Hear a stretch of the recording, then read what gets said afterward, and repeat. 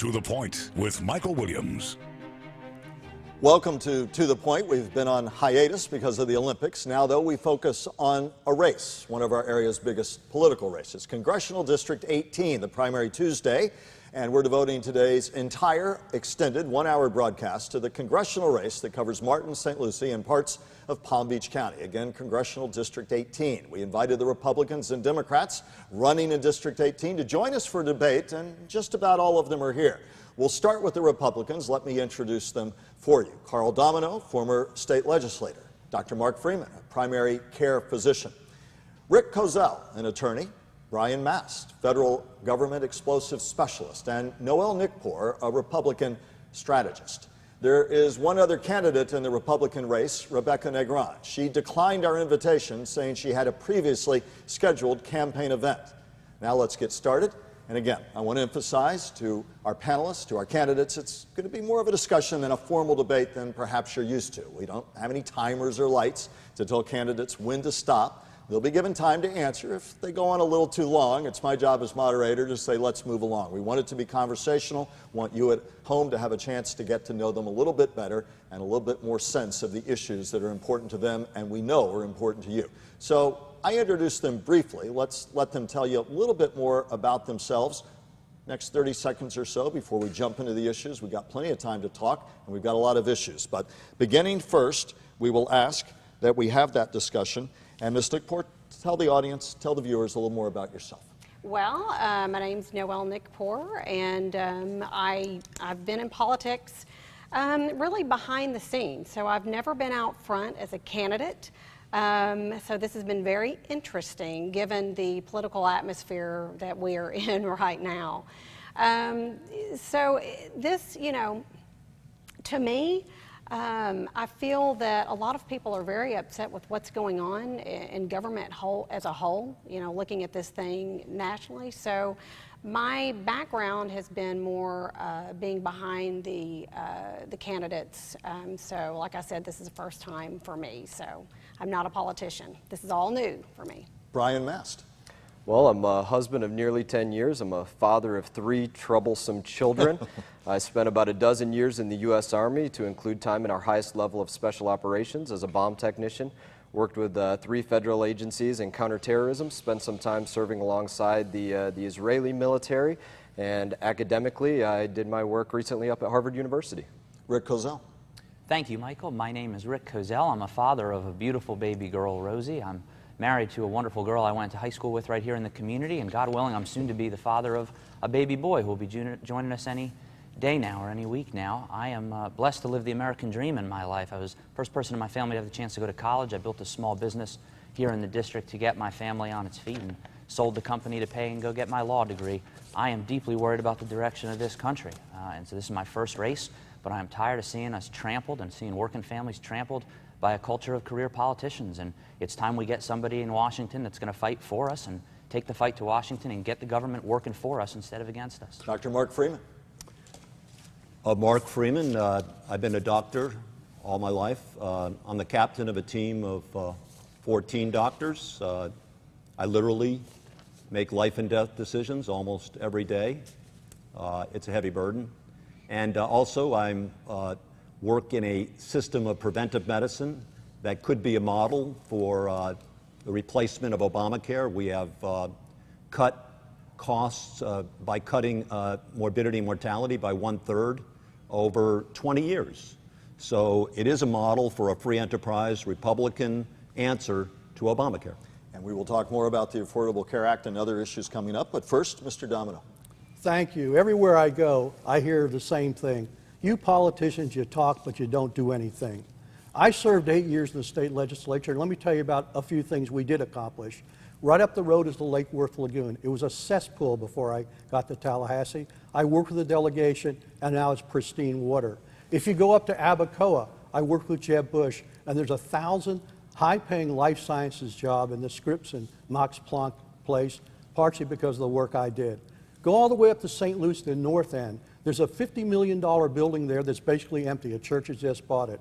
I sent 37 letters to Charlie Crist and other leaders in the government in my own party saying, if you put 22 million or 40 in the digital domain, you're going to regret it. And when they went bankrupt, everyone said, Carl, you were right. And finally, everywhere in this state, people are moving from one house to the other because of my portability initiative. It's the biggest single tax cut in the history of the state of Florida. It allows people to live in their home of their dreams rather than being locked into a home where moving would cause your tax rates to go up so much that you can't afford to do something. I got stuff done in Tallahassee, and I can do that in Washington. It's a good jumping off place for our first topic. You touched on it, perhaps inadvertently, perhaps not, Mr. Domino. All summer long on the Treasure Coast, we've heard residents in one voice saying, we're tired of politicians saying they're going to do something and getting nothing done, talking about the algae crisis that has so threatened and hampered businesses, individuals, health concerns, and the like.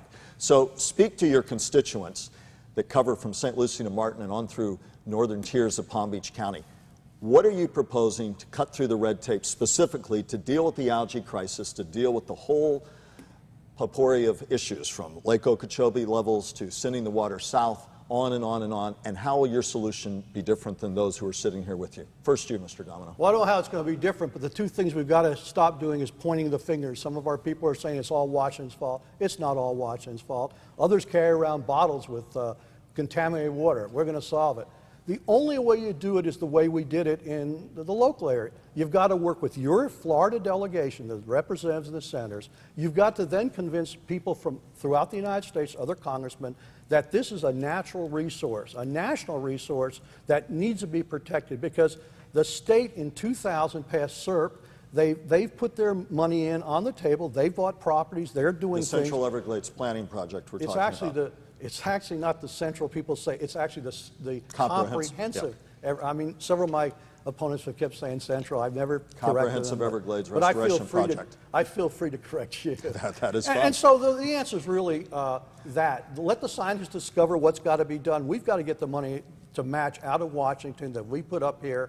And you only do it by a unified effort from the Florida delegation, convincing other people that they will have problems, we'll need to put resources in. And it's basically a roll-up-your-hand job that you do as a complete delegation. The good news is it's not a bipartisan issue. Democrats and Republicans agree. And yet nothing's been done. Dr. Freeman, speak to that issue. How do we get it done? It's been sitting on the table for more than 15 years. Environmentalists tell me they've heard the same old thing. How do we get it done when we have so many different issues that need to be tackled, from whether we send water south, which many environmentalists say we ultimately need to do from the lake, to the problems with urban runoff and sewage runoff and septic runoff, and the need to replace the dike, which is at best halfway along.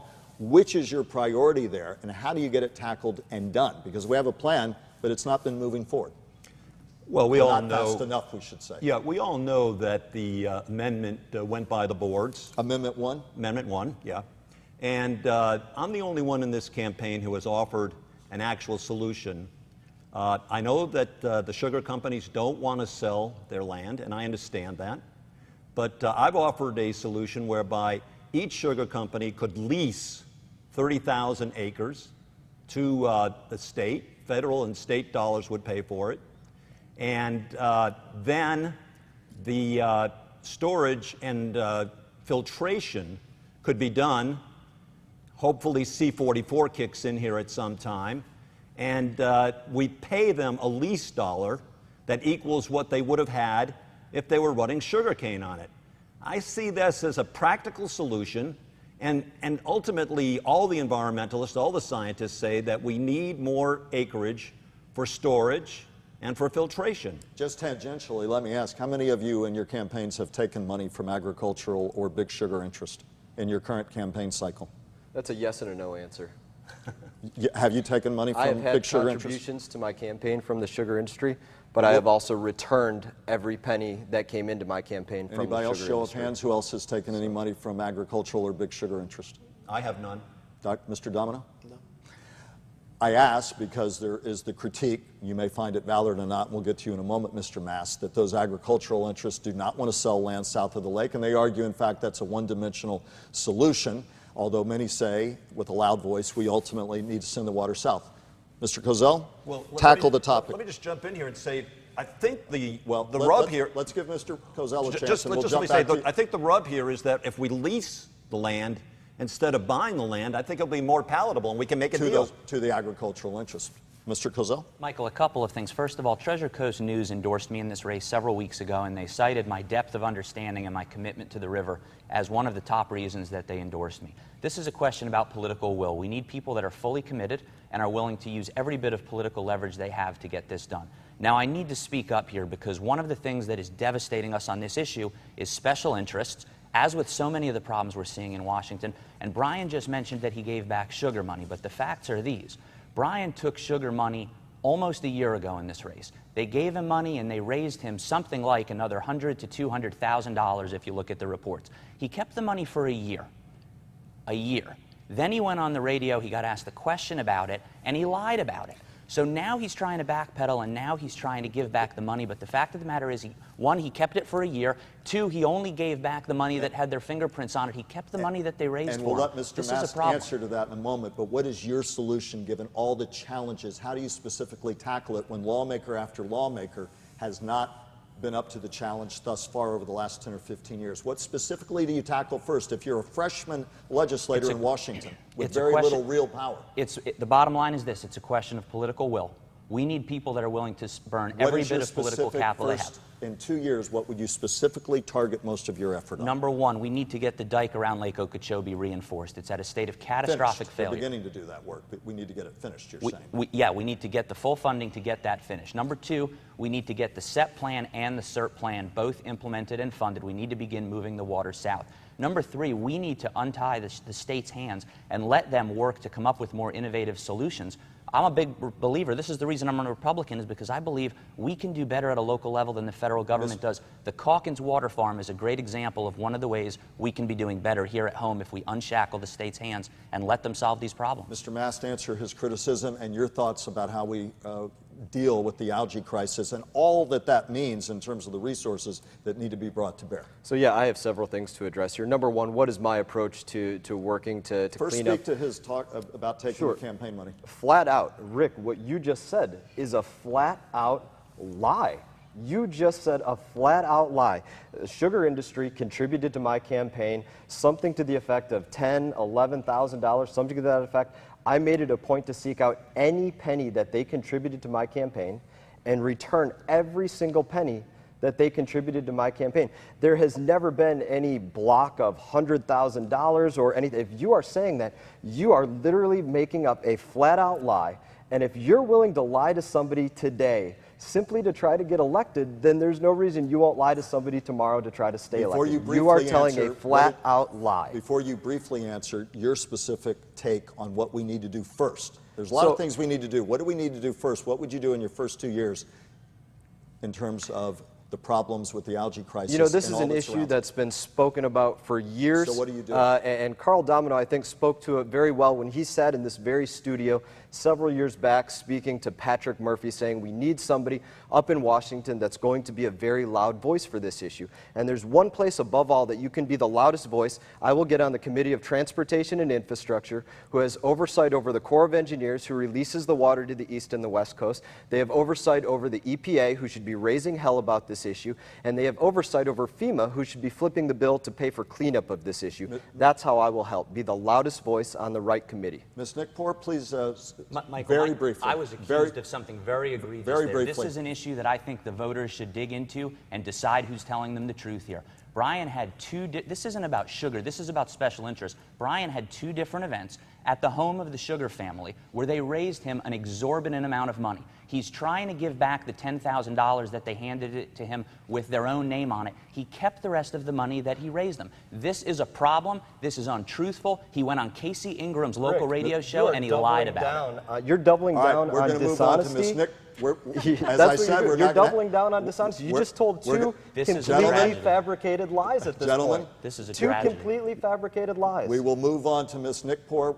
One of the criticisms has been that you're new to Florida and perhaps are not well enough versed on an issue like this. Came here from Arkansas not long ago. How do you tackle an issue like this when you are new to the state? You've done work as a GOP consultant and the like.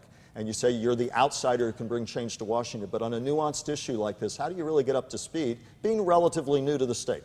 Well, I think being an outsider, I think is actually good, because I think that you can bring fresh ideas. You can also, you're not really glued to anything or anyone in particular, so you can take information from all sides. And I think one of the good things is it's not one person cannot have the solution.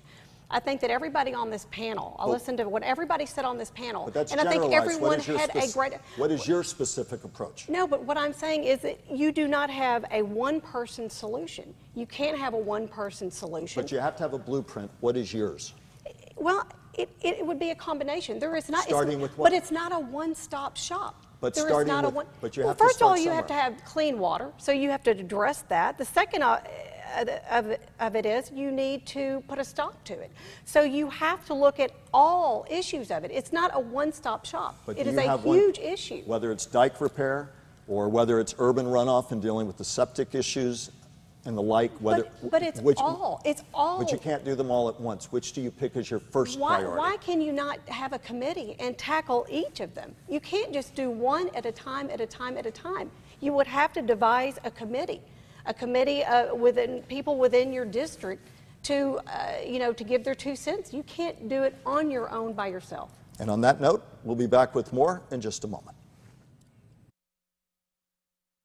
Welcome back to our debate. Congressional District 18, the Republicans running in the primary this coming Tuesday, the district covering Martin, St. Lucie, parts of Palm Beach County, and the Democrats will be up next. I'd like to start with brief answers on a topic on All Aboard Florida. Ms. Nickpour, do you support All Aboard Florida moving from Miami to Orlando? No stops on the Treasure Coast. Do you support it, or would you amend it, or are you flat out against it? I may be one of the only candidates running in Congressional District 18 that is actually supportive of All Aboard. And the reason I'm supportive of All Aboard is because, number one, if you're going to go from point A to point B, has anyone driven in this traffic? It is horrible. The traffic on I-95 is absolutely horrendous. And I think that another thing is the fact that it does create jobs. And a lot of people have said it doesn't create that many jobs, but one job is better than 0 jobs. And this does create jobs, and it does connect from point A to point B. And I think it's a positive deal. And, you've got to think that Florida is built on tourism. This promotes tourism. Moving along with brief answers on the topic, Mr. Mast, briefly. Absolutely opposed to All Aboard Florida. It's a major safety threat, and it's a major terrorism threat. Mr. Gazelle. I'm strongly opposed to All Aboard Florida. I have been throughout this campaign. Dr. Freeman. I'm against All Aboard Florida. It's going to create noise pollution. It's going to drop property values. There's going to be problems with ambulances trying to get across from one side to the other. Mr. Domino. Not only am I against it, I'm the one that got Patrick Murphy to change his view. Very happy to see the court say there is standing to bring a lawsuit. Talked with PLF, Pacific Legal Foundation. There may be some eminent domain issues in the bow point that goes to Orlando. So there's a lot of ways we can fight this, and it should be stopped. Zika funding, people are concerned about it. I want to ask you briefly, it's the kind of fight that drives people nuts. There's between $1.1 and $1.9 billion tied up in Congress. The argument, boiling it down, but essentially that Democrats are arguing that Republicans have put provisions in a House bill that would cut funding to women's clinics, including Planned Parenthood. So Democrats say, no go. Conversely, Republicans are saying, get over it, vote for that. It's the kind of stalemate between Republicans and Democrats that drives people nuts. Right now, with Zika being a concern and that much money sitting on the table, as a Republican, would you get over your concerns about funding for women's health clinics in order for what people on the Treasure Coast would say is needed funding for Zika? Yes or no, Mr. Domino? I would support a clean bill that deals with the Zika problem. And taking out the provisions that would deny access to women health clinics, including Planned Parenthood. You'd vote for a clean bill. And also the Senate provisions that deal with global warming. And you'd be running, briefly, I want to stay on this topic, you'd be running afoul of some powerful Republicans, but you would take that stand right now, a clean bill. I was the only Republican that voted against Marco Rubio's tax proposal. I fought Charlie Crist on digital. Listen, I represent the people, not the power. Briefly, Dr. Freeman, on this topic. Absolutely. Clean bill? Absolutely, you need to parse these two things. You don't want to get caught in that trap of being asked to approve one thing that you're against and one thing that you're for in the same package. That's a trap. Thank you very much, Dr. Mr. Kozel. Briefly. The House bill funding that provides Zika funding is a great bill. We can't just allow the other side to hold every issue hostage as an excuse to try to increase total funding. But some in the Republican ranks would say, wait a minute, funding and concerns about women's health clinics from a Republican perspective, and Planned Parenthood is a lightning rod issue to Republicans and to Democrats. It's why Democrats say, we're going to go nowhere near that right now. You would run afoul of some of your powerful Republican colleagues on this particular bill. I would stand strongly with the House on this bill. I think this is an important bill. I think they've got it right. Keeping the provisions and denying women's health care funding, including Planned Parenthood, you'd keep those provisions in this bill? I would keep the provisions that free up the necessary funding. We can't just increase funding as a solution to all of our problems. This has a mechanism to fund Zika, and it's effective. I want to be clear. Two of your opponents said they would vote for a clean bill excising provisions that right now would deny funding to women's health clinics, including Planned Parenthood. They said, we want a clean bill. For the moment, we put aside our philosophical issues with that. You would not. You would leave it as is. I am a very strong supporter of the House bill, which gets this done in a sensible and practical and responsible way. As it stands now. The current House bill is a very good, effective solution. Very briefly. Look, I despise Planned Parenthood, but this is exactly what drives people crazy. We need to have bills that address one issue at one time and put the line of funding in place for them accordingly. And that's why I want to see a clean bill as well with what's going on with Zika. It affects our children. It affects pregnant women in this area. It's a major issue for South Florida. Ms. Nickpour, we want to move to some international issues in a moment, but first, your brief take on this. Absolutely. I would support a clean bill because I think that Americans are really tired of things being bundled in vague bills where one thing is passed and another thing comes along with it. I think they saw this in the Obama administration and people are sick of it. The Affordable Care Act. For years, we've heard since Affordable Care Act, some call it Obamacare, went into place, Republicans saying it's a mess, and certainly right now some major insurers, including Aetna, are saying they may drop out, driving the cost up. So the debate begins anew. Having said that about the Affordable Care Act, Republicans talk about a free market solution, but typically the criticism is it stops there. So specifically, if you don't like the Affordable Care Act, and I think it's fair to say most of you would like to see it repealed and replaced, specifically, when you talk free market solutions, what would you do, Mr. Domino? Well, first of all, none of the promises that Obama gave us have proven true. The Affordable Care Act has only taken place with the individual mandate, not the corporate. It's failing on the co-ops. What would you do? First of all, you repeal it. Some of the free market things. What do you do in place? Okay, you do several things. One is you let insurance, health insurance, be sold across state borders. Two is you promote individual health care accounts. Three, you develop a pool for pre-existing conditions where people can't afford or get any coverage that would be subsidized by the taxpayer. And so if someone does have a pre-existing, can't get any coverage, that would cover them. So it'd be a Medicaid sort of approach on that. Let's let you jump in. We'll get to everybody, but Ms. Nickpour, let's just mix it up a little bit briefly. You know, the problem I see is more health insurance reform is what we need. I would totally repeal and get away and do away with Obamacare, but what we need to address, we have some of the best health care in the United States. Look, people come to Florida, you know, for all their great clinics and great doctors in New York and so forth. But what we have a problem with is the insurance and the premiums, and they've gotten out of control. You ask anybody, and it goes back to the root, which we need health insurance reform.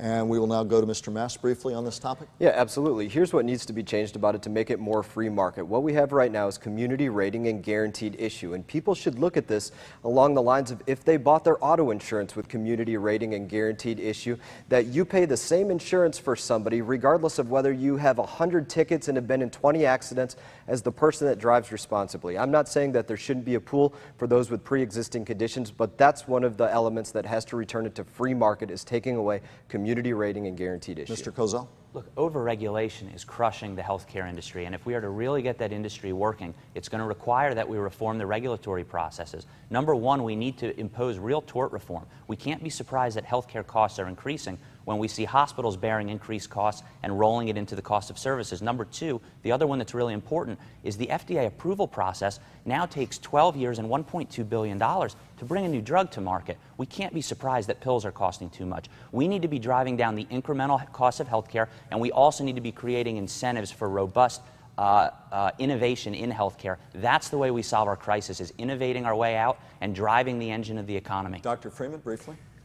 Well, unlike the other people at the table, I've actually done this for over 20 years with a system of preventive medicine that we've executed. We can cut 1/3 of utilization. That means that 1/3 of all dollars spent on health care are eliminated and saved. That means that your premiums will go down. That means that we can start balancing the balance sheet of Medicare and Medicaid and save Medicare and Medicaid. And preventive medicine is not that hard to do, but we need to motivate doctors in the right direction. It can be done. I've done it for over 20 years. Let's turn to international issues. My colleague Wayne Washington, political reporter for the Palm Beach Post, asked this. Assuming next year, one of you sitting in the House, if there is a vote in the U.S. House next year to authorize the president to use force in Syria and Iraq against ISIS, would you vote yes or no? Mr. Domino? I would vote yes. Including boots on the ground if it took that? I have advocated boots on the ground for several years. You can't win a war from the air. You've got to have forward observers. You've got to have logistics. U.S. boots on the ground. I have advocated boots on the ground for as part of an years. international coalition. Exactly. Dr. Freeman? Absolutely, I agree with Carl. We need boots on the ground. I've advocated it from the get-go. We need a no-fly zone. We need a safe zone. We need a place that the Syrian refugees can return to. We need to get after it. Mr. Kozel? I think this is one of the hardest issues we're facing in the world right now, and at the present time, I don't think we should be committing boots on the ground. Your question, Michael, asked about next year, and so the danger that we're seeing is this is a quickly evolving puzzle, and it's changing. There's changing pieces of this every day, but my top priority when I think about a decision like this is the safety and well-being of U.S. troops, and unless we have a clear strategy for success and a clear exit strategy, which I have not yet seen, I think we need to be very mindful of committing U.S. troops. Mr. Mast, you've been there, you've been there in the heart of combat as an Army vet. Do you think we should commit to use of force? Done that, seen this enemy face to face, and the reality is we're asking a question that's a moot point because there are already thousands of American boots on the ground there as we speak. But not in direct authorized combat roles. I would vote yes on such a proposal, but you know, this is something that we need to recognize. There are people out there in the world that are simply evil, and we need to be comfortable with that. They need to be erased from this world. Ms. Nickpour? I will do whatever it takes to defeat ISIS, and you know, upon recommendation to put boots in the ground, I think that our military would know best what to do, and if it came to that point, I would do exactly what it takes to defeat ISIS. Donald Trump, do all of you unabashedly support him for president? Just a show of hands. He has talked about building a wall. He said it again last week. We're going to build a wall. We're going to make Mexico pay for it. Democrats say that will never happen. Mr. Domino, you've said you stand with him and will work with him on national security issues. Do you want to see a wall built along the U.S.-Mexican border? The Mexican government has said we're not going to pay for that.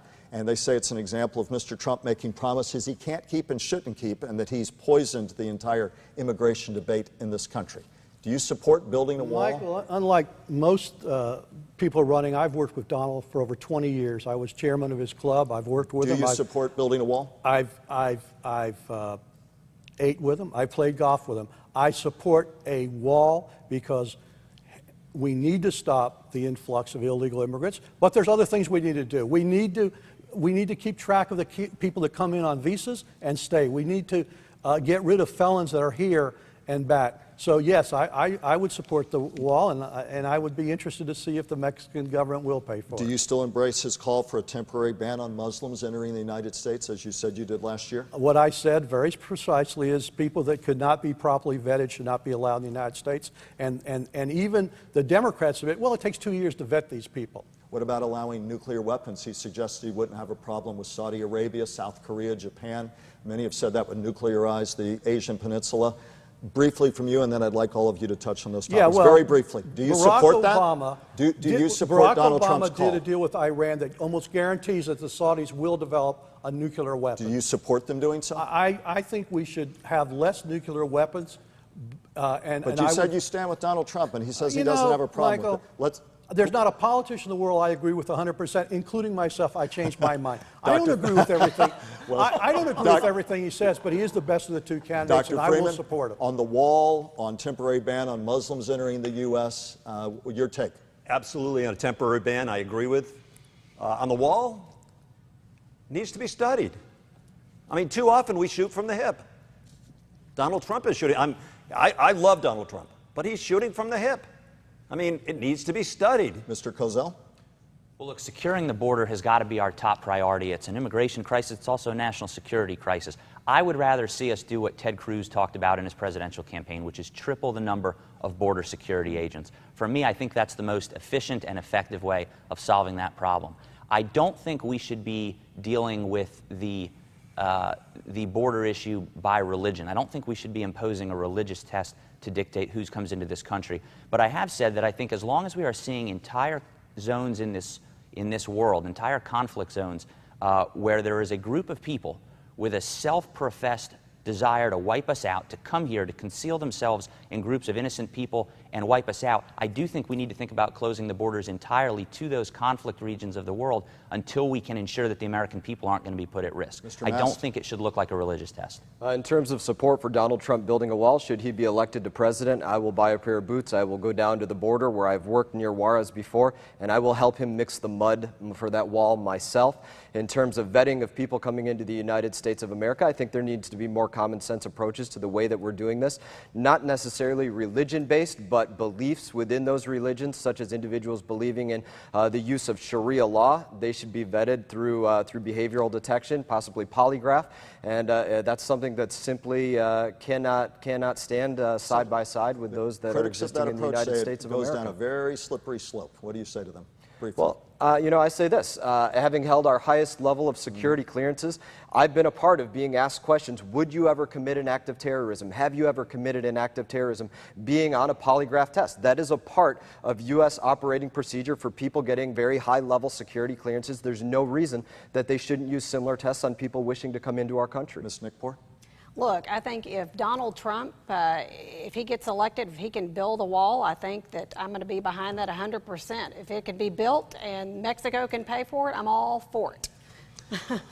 The time, as you all said in the break, goes far too quickly, and yet it goes. We have to get the Democratic candidates their fair time as well. So we asked, keep it brief, but a closing comment, given this crowded field of candidates, why, Mr. Domino, in closing, are you the best candidate for Congressional District 18?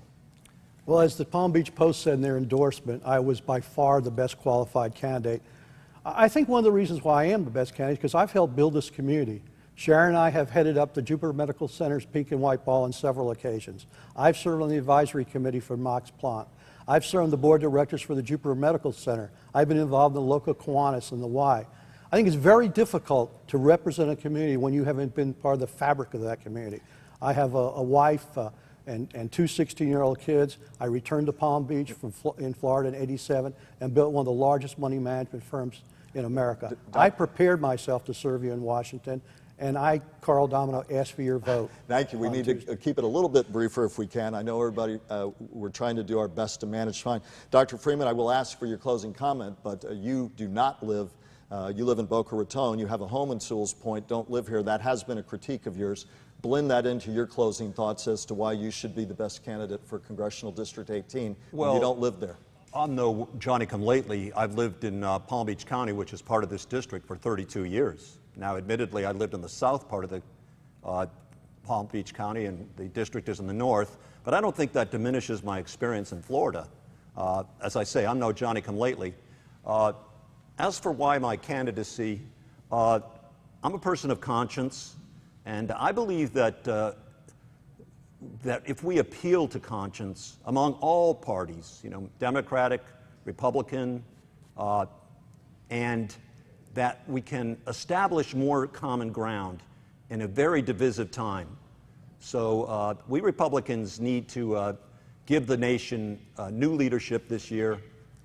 And it's a leadership founded in conscience. Dr. Freeman, I'm going to have to move it along, or they're not going to get their time, but I appreciate it. Mr. Kozel, brief closing thoughts why you're the best candidate. Thank you very much, Michael, for having me. My race is about a vision for this country, and I think I'm the only candidate that can say that. When T.C. Palm endorsed me, they pointed to my willingness to fight special interest, which I'm very proud of. I'm the only person that's been calling it where I see it in this race, and there is a lot of special interest in this race. I am a job creator. I'm a small businessman that built a small business to get my family on its feet. I know what it is to make a payroll. When I sold my company, I went back and got my law degree, became a constitutional attorney, and I am the only candidate in this race that has actually fought federal bureaucrats. Right. Everybody says they're going to fight. We need somebody that's actually going to do it. Ryan Mast. Well, Rick left out that he's a flat-out liar.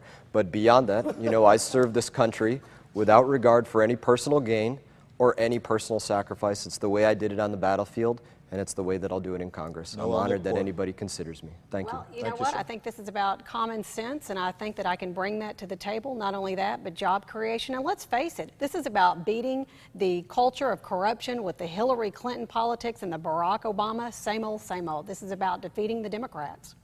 At the end of these sessions, these debates, these discussions, we always realize we've only scratched the surface, but nonetheless gives you one more additional opportunity to get to know your candidates who have been out on the political trail talking to you. So we hope that it's helped move that discussion forward at least a little bit. We've run out of time with our Republican candidates for Congressional District 18. We thank them very much for coming in. We'll see all of you Tuesday night, one way or the other.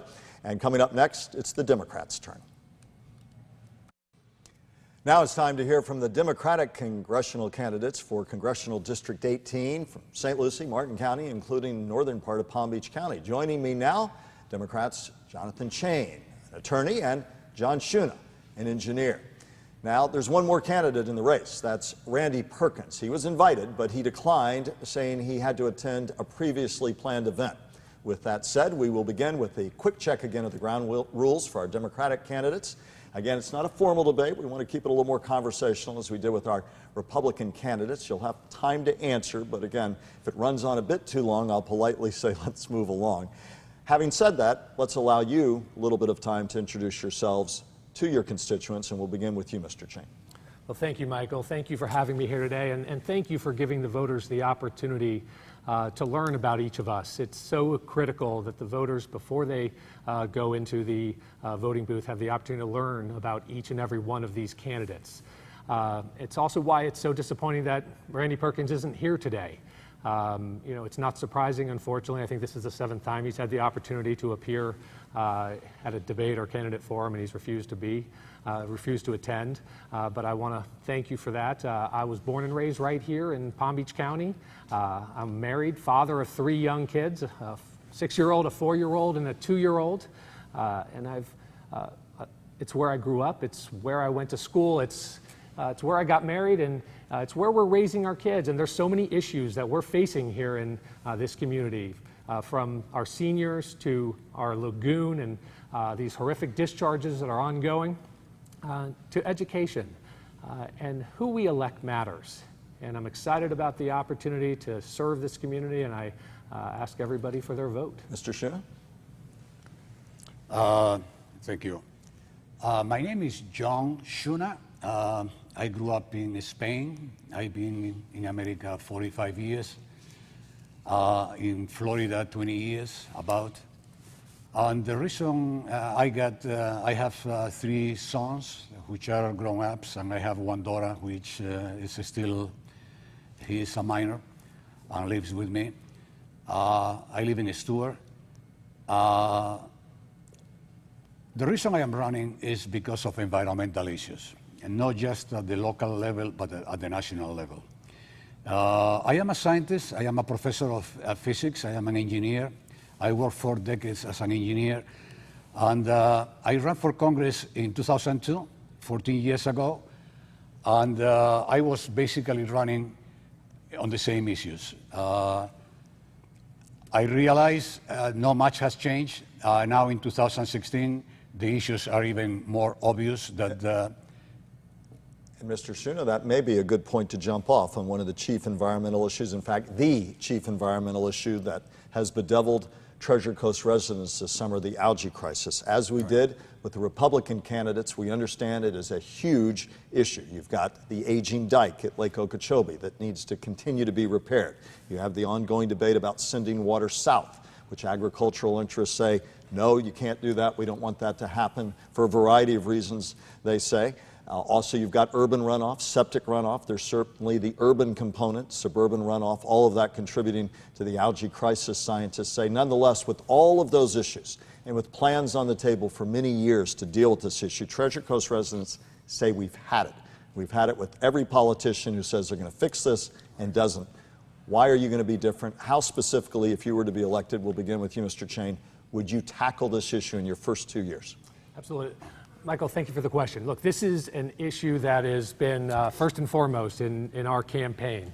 I mentioned I have 3 young kids, and it's absolutely outrageous that they can't swim, they can't fish, they can't do so many of the things that we know and love here living in the Treasure Coast.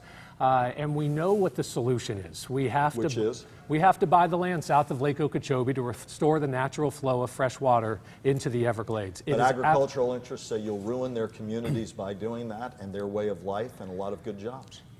Michael, no one is suggesting this is an easy solution. In fact, it's the hardest solution. We've been talking about it for decades. But the science is clear. We have to buy the land south of Lake Okeechobee. So how do you do that if they don't want to sell?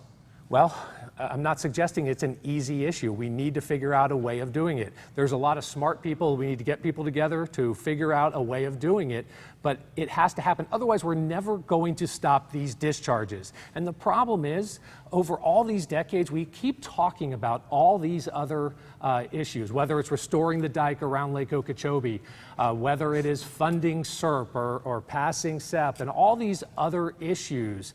But unfortunately, they're used by the politicians as an excuse to push it down the road further and further. So how do you change that? And then we'll ask Mr. Shuna for his response. Well, first of all, I'm going to pressure the Florida legislature to buy the land south of Lake Okeechobee using the Amendment 1 money that was passed, that was approved by 3/4 of Florida voters. And they need to do that. They're abdicating their responsibility in doing that. And Rick Scott is also abdicating his responsibility. And this is another clear contrast between myself and Mr. Perkins as well. And unfortunately, he's not here to answer these questions, but it's a definite contrast between the two of us. Mr. Shuna, do you agree with the remedies? What is your remedy for dealing with this? I agree. Not only I agree with sending the water south, I am the only one saying that we need to send the water and the sediments south. If we don't send and in order to do that, we just cannot pump the water and bypass the land. Actually, the water is we gotta build windows, hydraulic windows on the wall that will be very close to the bottom of the lake. So when the water goes out, actually washes out the sediment. Right now there is 2 feet of sediment, but every 100 years it grows at about 3 feet more. In 200 years, the sediment is going to be at the level where the water is right now on the lake. It's a very shallow lake. And if that is the case, as the sediment goes up, there is no room up there for water. Why do people, how do you convince people who are skeptical, say we've been there, done that, heard all of this, and nothing gets done? How's a freshman legislator going to make it happen? When these events that occur, how specifically will you push legislation through when nobody's either had the willpower or the support to do it over the last 15, 20 years? It's not just a matter of sending the water, since we gotta send the sediments, and that is a priority, is imperative that we do that. It's not buying the land. Actually, we can, eminent domain, take the land, because if we don't remove the sediments, the discharges are going to be more frequent, because there is going to be less room for the water on the lake. Mr. Shuna, we have much more to talk about. Zika funding, we talk about the standard bearer for your party and her support for, among other things, free college tuition as a self-described Bernie-crat. We know you support that, but the question is, how do we pay for it? That and much more with both of our Democratic candidates who joined us on the other side of the break. Back to our debate with the Democratic candidates in District 18, covering Martin, St. Lucie, and parts of Palm Beach County. The standard bearer for your party, Hillary Clinton, among other things. Bernie Sanders, his constituents helped convince her, and his strong campaign convinced her that, among other things, she's begun to talk about perhaps allowing an extension of Medicare to people younger, say in their mid-50s, also free college tuition. And you're shaking your head, Mr. Shuna. You're a self-described Democratic socialist. The question is, How do you find the billions of dollars to pay for all of this when the country is $19 trillion and counting in national debt? Sounds great. How do you pay for it? Well, first of all, very specifically. Right. The money has been shifting to the 1%. We used to have some distribution of wealth. Now it's like this. If we tax only the 1% higher, like Bernie Sanders was going to do, if you make more than $2 million in net income, instead of 40, which is the maximum, you will be paying 48%. Democrats seem to say that taxing the 1% seems to be the panacea to everything. Is that really sufficient enough to the challenges we face with the national debt? Is this huge to pretend that the 1%, while they certainly can contribute a lot more, according to critics and according to the wealth tables you see, that's not the only answer, and that Democrats are presenting a false panacea to all that ails this country in terms of its debt and the challenges we face? Mr. Shuna? Not really. Priorities. We need also to reorganize our priorities, because if we spend $700 billion in the military budget, of course it's not going to be money. You want to cut the military budget? Of course. How much? Right now it's 55% of the discretionary budget. That's a lot. That's more than anything else. Social Security maybe to just 33%. The military budget being 33% of the total discretionary budget. That's a huge cut to the nation's military budget. Yes, yes. But we don't have to go to wars either. Mr. Chain, where do we find the money for all this? Do you support the call for expanded Medicare? Do you support the call for free college tuition? And where do we find the money? And I'd also like to add to that, as we talk to many of your constituents, Social Security solvency, which is another big driver of the national debt. And my colleague from TC Palm, Isadora Rangel, asked specifically, how do you keep Social Security solvent, given the budget issues that we face? So tackle those and how you deal with that. Look, Michael, this is one of the most important issues that we face in this district. It's the third oldest district in the entire country. And I think a lot about our seniors each and every day. I think about my own parents. My mom and dad, when they retired, my mom was a school teacher here for nearly 40 years, and my dad a small business owner. And when they retired, they struggled to make ends meet. So how do you deal with it, given our national debt? How do you keep Social Security solvent when it too, like defense, like Medicaid and Medicare, is a huge driver of our national debt? Well, one way we can, taxes? Well, look, the way we're going to make sure that Social Security is there for future generations is we need to expand it, okay? And we need to make sure that that the trust fund is solvent for generations to come. How? Well, we scrap the cap. I mean, that is one way of doing it. Absolutely. That is one way that we're going to do it, and that's going to meet the needs of future generations, and we have to do it. Look, there are too many seniors in our district who are having to make a choice between a meal and their prescription drug medication, and that's outrageous. It's wrong in the United States, and we can do better. Talk a little bit about international issues. Again, the Obama administration, when Hillary Clinton was Secretary of State, criticized, among other things, for not having a plan after Gaddafi was out of Libya, for not doing enough in Syria, for at least partially, their critics say, creating enough of a vacuum to allow, their critics argue, for the rise of ISIS. Do you believe there have been missteps in terms of their geopolitical blueprint for how to deal with the issues in the Middle East in the Obama administration with Hillary Clinton as Secretary of State? Will you concede that point or not? Mr. Chain first, and then Mr. Schumer. Look, there is no question that we can and must do better in terms of our Middle East policy. Did they make mistakes? Look, we can always do better. There is no question, and I'm sure there are things we could look back on specifically where mistakes were made, and we have to do better. It is so critical to our safety that we make sure that we have sound foreign policy, and it's critical that we learn from any missteps that have occurred in the past. Mr. Shuna? Well, I ran for Congress in 2002, and I was against the war in Iraq. And we cannot blame Obama. I mean, when we went to the war in Iraq, that was the beginning of the disaster, creating the vacuum there. No blame the vacuum in Obama. And the same thing with Libya and Afghanistan. We gotta control ourselves. We gotta have more humanity and not getting involved in every conflict that comes up.